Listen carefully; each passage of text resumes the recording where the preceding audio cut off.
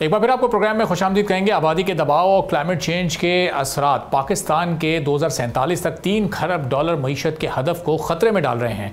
हालिया 2-3 बरसों में जो सैलाब आए उससे इकॉनमी को होने वाला नुकसान ये जाहिर करता है कि मौसमियाती ख़तरात तरक्की को कमज़ोर कर रहे हैं।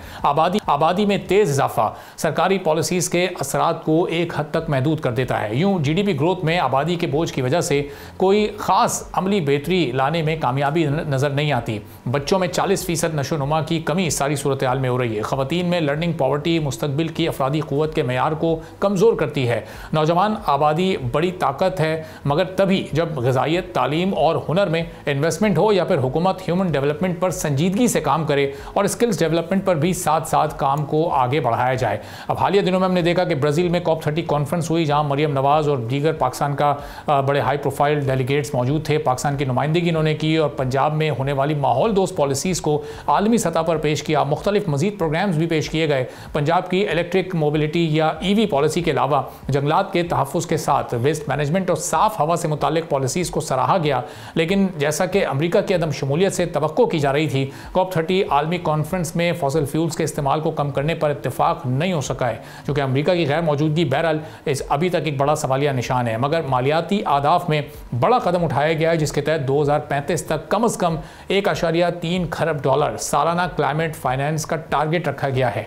जेंडर इक्वलिटी, ट्रेड और ग्लोबल कोऑपरेशन पर भी नए फ्रेमवर्क तय पाए हैं। अब पाकिस्तान के लिए ये अहम है कि इन आलमी अहदाफ के मुताबिक जो इस वक्त सरमायाकारी के मंसूबे हैं वो पाकिस्तान ने किस तरह से तैयार कर, पाकिस्तान की जो रिक्वायरमेंट है इस ग्लोबल वार्मिंग से और क्लाइमेट चेंज से निपटने के लिए, वो पाकिस्तान कैसे हासिल कर सकेगा। जो माजी में अभी तक नुकसान हो सका है उसकी तलाफ़ी कैसे मुमकिन हो सकेगी। कॉन्फ्रेंस पाकिस्तान के एतबार से कितनी फ्रूटफुल रही है, इस पर हम बात करेंगे। डॉक्टर खालिद वलीद साहब जो खुद भी इस कॉन्फ्रेंस में मौजूद थे, हेड ऑफ रिसर्च हैं SDPI के, एनर्जी एक्सपर्ट हैं। खालिद साहब, बहुत शुक्रिया प्रोग्राम के लिए, आपने वक्त निकाला।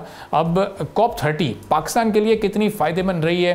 पाकिस्तान को जो हर साल बिलियंस ऑफ डॉलर्स इस से निपटने के लिए दरकार हैं, उसमें पाकिस्तान अपने मकसद के उसूल में कुछ कामयाब हो सका है? जी बहुत शुक्रिया, बड़ा important topic. Thank you so much कि आप जो है वो इसको टेबल कर रहे हैं। जो ग्लोबल साउथ का एक मुतालबा रहा है ग्लोबल नॉर्थ से शुरू से क्लाइमेट चेंज को लेते हुए, वो ये है कि हम किसी तरीके से फाइनेंस जनरेट करें, और फाइनेंस भी अडेप्टेशन के लिए। अडेप्टेशन का मतलब है कि जो क्लाइमेट चेंज की वल्नरेबिलिटीज़ हैं उसके साथ कैसे जिया जाए, उसके साथ कैसे इकोनॉमिक जो है डेवलपमेंट की जाए। तो एक जो मेजर आउटकम इस COP का आया, COP30 का, वो ये था कि एक पॉलिटिकल सिग्नल मिला थ्रू ब्राज़ीलियन प्रेसिडेंसी जो COP30 की थी, कि हम ट्रिपल करेंगे अडेप्टेशन फाइनेंस को बाय 2035, जिसमें पाकिस्तान को बड़ा फ़ायदा हो सकता है अगर हम बैंकेबल इम्प्लीमेंटेबल प्रोजेक्ट्स जो है वो दुनिया के सामने शोकेस करते हैं। तो क्लाइमेट फाइनेंस जो है वो ग्लोबल नॉर्थ से ग्लोबल साउथ की तरफ शिफ्ट करेगा, पर्टिकुलरली फॉर अडेप्टेशन पर्पसेस। और बैंकेबल और इम्प्लीमेंटेबल प्रोजेक्ट्स का मतलब क्या है? जिस तरह से पंजाब ने इस दफ़ा COP30 पे अपने जो सक्सेसफुल प्रोजेक्ट्स हैं उनको शोकेस किया। ये जो शोकेस ऑफ द प्रोजेक्ट्स है, सक्सेसफुल प्रोजेक्ट्स है, ये अट्रैक्ट करता है क्लाइमेट फाइनेंस को, क्योंकि आपने अपने इब्तिदाई में भी बताया कि USA ने विड्रॉ कर लिया है पेरिस एग्रीमेंट से।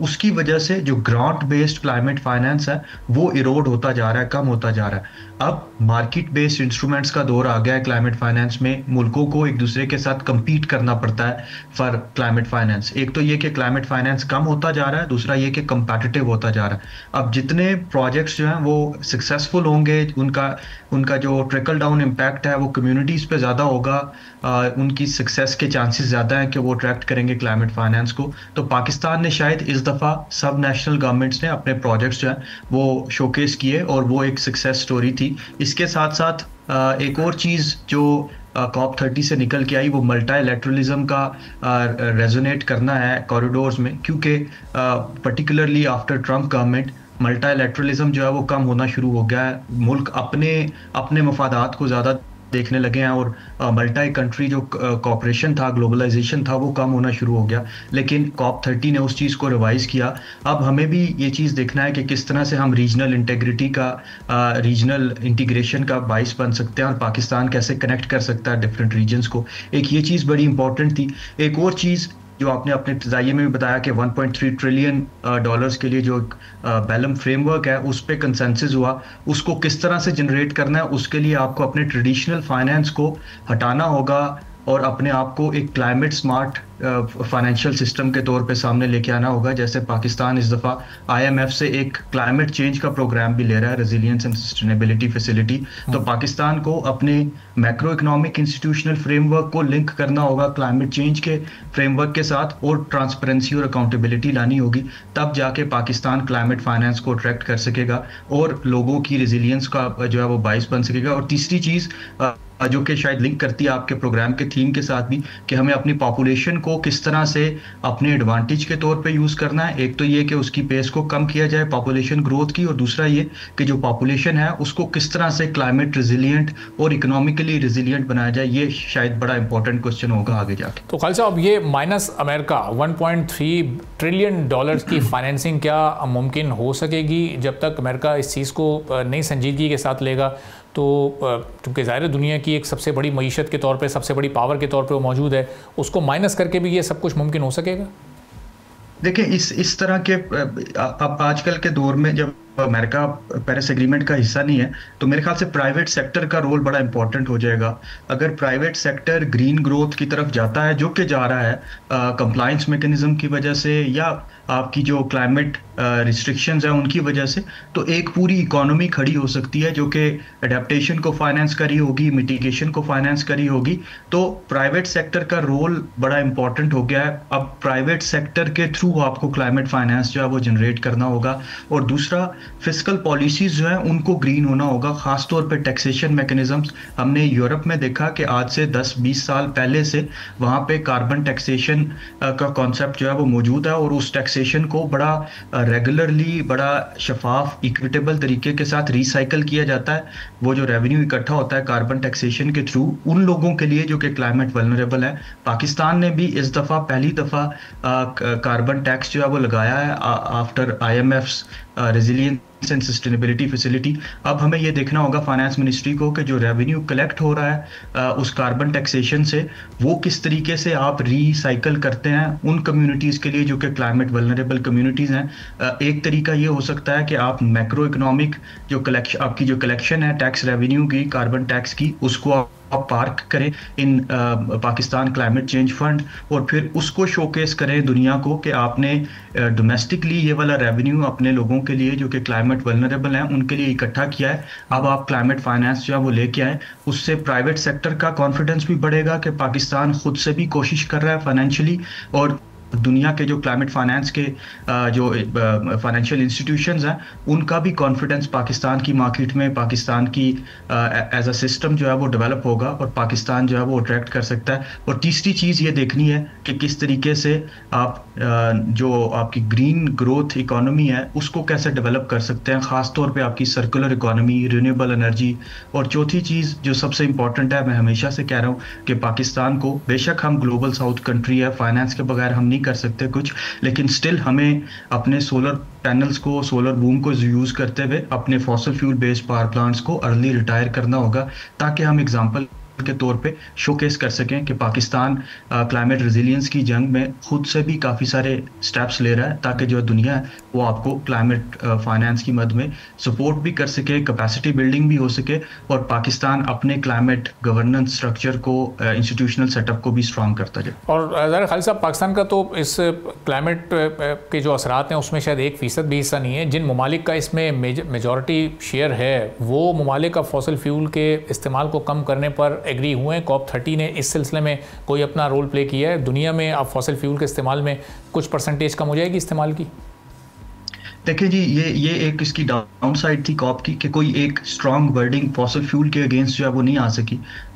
एक कोलंबिया की लीडरशिप में कुछ कंट्रीज़ ने मिलके एक फ्रेमवर्क तो दिया, लेकिन उस पर एक एग्रीमेंट जो है वो नहीं हो सका। उसके भी अपने मसाइल हैं, क्योंकि middle eastern countries, particularly developing countries, वो फाइनेंस के बगैर फॉसिल फ्यूल रिटायरमेंट की बात जो है वो नहीं आने देते। गवर्नमेंट्स को, पार्टीज को निगोशिएट करना होगा और एक विन विन सिचुएशन की तरफ आना होगा। मेरे ख्याल से विन विन सिचुएशन पाकिस्तान के एग्जांपल से जो है वो बड़ी सामने निकल के आती है कि पाकिस्तान एक साइड पे कम्युनिटीज़ इन्वेस्ट कर रही हैं सोलर पैनल्स में, उसकी वजह से पाकिस्तान के ग्रिड की डिमांड कम हो रही है, और उस ग्रिड के डिमांड कम होने की वजह से पाकिस्तान जो है वो अपने कोल प्लांट्स को अर्ली रिटायर कर सकता है। उसके लिए फाइनेंसिंग किस तरह से आएगी, और फाइनेंसिंग ऐसी कि आपके जो फाइनेंशियर्स हैं, ख़ासतौर पे आपके जो चाइनीज़ बैंक हैं, वो भी एक विन विन सिचुएशन में रहें, और पाकिस्तानी गवर्नमेंट और अवाम भी। उसके लिए आपको डिफरेंट मैकेनिज्म्स की तरफ जाना होगा, ख़ासतौर पे जस्ट एनर्जी ट्रांजिशन पार्टनरशिप्स है, एशियन डेवलपमेंट बैंक का एनर्जी ट्रांजिशन मैकेनिज्म है, और एक और मार्केट बेस्ड इंस्ट्रूमेंट जो है वो आया कोल टू क्लीन क्रेडिट इनिशिएटिव का।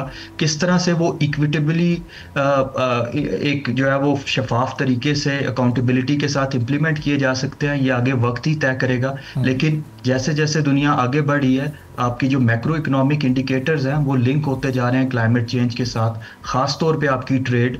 एक और जो चीज़ जिसमें पार्टीज़ में बड़ा इख्तलाफ पाया जाता था ग्लोबल साउथ और ग्लोबल नॉर्थ कंट्रीज़ में, वो कार्बन बॉर्डर एडजस्टमेंट मैकेनिज्म जैसे मेजर्स थे कि यूरोपियन यूनियन ट्रेड रिस्ट्रिक्शंस लगा रहा है उन कंट्रीज़ पे जो कि कार्बन इंटेंसिव कंट्रीज़ हैं। तो ग्लोबल साउथ उसके खिलाफ भी प्रोटेस्ट कर रहे थे, ख़ासतौर पे G77 प्लस चाइना ये वाला ग्रुप जो है। लेकिन अगेन हमें देखना होगा कि चूंकि फ्यूचर जो है वो ग्रीन टेक्नोलॉजीज़ का और ग्रीन ग्रोथ का है, किस तरह से हम अपने आप को कंप्लाइंट इन अ वे कर सकते हैं कि क्लाइमेट जस्टिस भी इंश्योर रहे और इकोनॉमिक जस्टिस और सोशल जस्टिस जो है वो भी होता रहे। ये मेरे ख्याल से जो फाइनेंस का फ्लो है उसके बगैर कभी भी मुमकिन नहीं हो सकेगा। बहुत बहुत शुक्रिया डॉक्टर खालिद वलीद साहब, हेड ऑफ SBI हमारे साथ मौजूद थे, गुफ्तगू आपने सुनी।